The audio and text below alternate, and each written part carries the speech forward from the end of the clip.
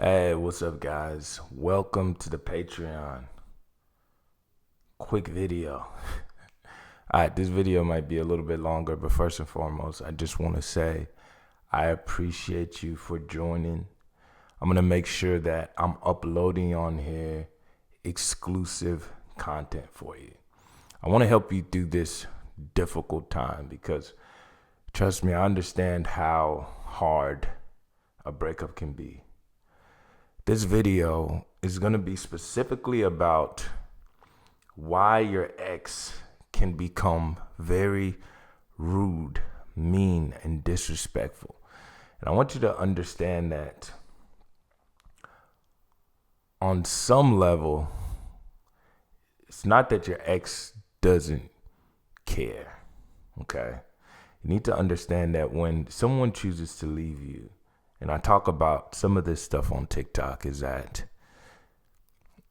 even if they struggled with the decision, they have been contemplating it for a while. Like, think about yourself.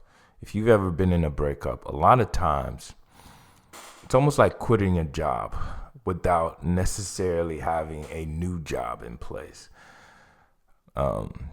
Some people struggle with that. They go back and forth. Is this the right decision for me? But at the time that they chose to leave, trust me, they are very well convinced that they're making the right decision, as hard as that might be for you to hear. And so one of the reasons, or the main reason why they become mean, angry, disrespectful, is because you are not accepting the breakup. And what you need to know is the more you push for conversation, I have clients that tell me all the time that they just want to have a final talk with their ex. Basically, not just for closure, but you kind of want to shake them into reality and get them to recognize just how important the relationship was. But breakups and attractions doesn't work that way, because right now the way they're feeling about you just doesn't allow them the conviction. It doesn't allow them the motivation to want to work on things. And so if you're pushing for fixing things and trying to have a conversation when your ex doesn't have the motivation, you're always going to get pushed back. And also, when you beg and chase and don't accept the breakup, you appear needy. So at the worst time throughout this process, when they're already feeling a drop in attraction, you're making yourself look less and less attractive. So I'm here to tell you, the breakup does hurt. It is going to be hurtful to see someone that you care about just walk away. That's the fact, 100%. And I recognize that and I sympathize with you. I want to tell you the best strategy is to stay away for now. Trust me. I get so many testimonials from clients that are calling, texting, and saying, wow, this stuff really works, because it does. Your ex needs to feel some of that distance and separation, and they have to get to a place where they have some motivation to want to work on things. I had people try to use logic to remind their ex, hey, don't you remember when you said this to me and when you told me how much you love me? Don't you remember all the plans we had for the future? The kids we were going to share, the family we were going to build. You need to understand attraction and motivation is everything. Everything. You don't get to fix the issues until your ex has some motivation to do so.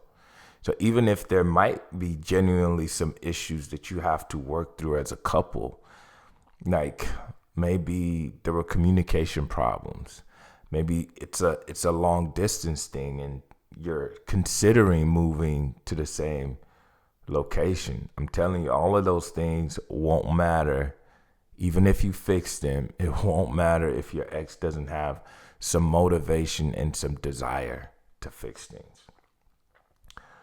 So where do we go from here? My suggestion is you double down on your self-improvement. Because if you understand breakups, you know that on the foundation of all of this, the key is to raise an attraction. How can we become more attractive people during a breakup? I'm sure you've heard this before. One, you got to start, with your fitness. Getting up, going to the gym, and improving, whatever that looks like for you. Even if it's 5 pounds, 6 pounds, it does not matter. Just a little bit of improvement can go such a long way to bring your ex back to a place where they notice the changes. And you don't go tell them about all the things that you're doing. These are things that they will hear from other people. You might run into them, whatever the case is. But you have to start to work on yourself. Okay? Mental health is important. Spend some time journaling and collecting your thoughts. Okay? That's huge. If you want your ex to stop being mean to you, you have to detach from them. All right? You got to leave them alone. Or else you will continue to get that anger, the disrespect. And also another thing I want to share here is this. If you push so hard that you make your ex constantly have to reject you, now you're going to get them to a place where they feel like they have to stick to that decision.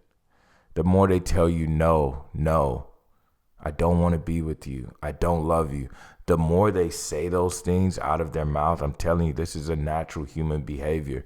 We want and desire to be consistent with our words.